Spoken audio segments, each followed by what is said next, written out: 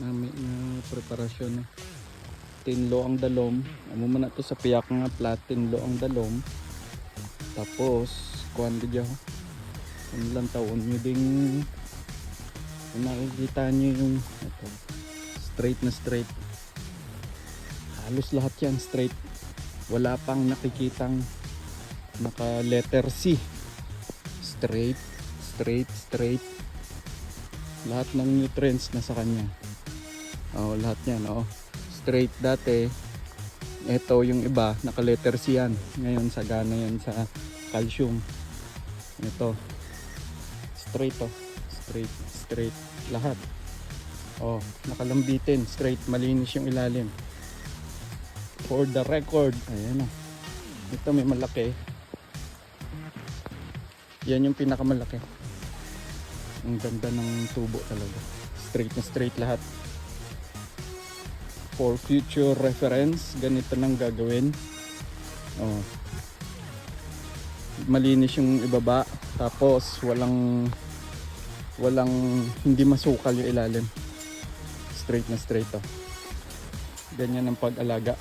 For future reference, ganyan. Bali urea. Ang fertilizer dyan, urea, triple 14, tsaka yung calcium nitrate. Sa pangalawang plat, ganun din. Malinis yung ilalim. Hindi masukal. Ayan. Ayan, malinis yung ilalim. Malinis. Lahat ng tubo nasa taas. Tapos yung bunga nito, ganun din, straight. Ganun din yung abono.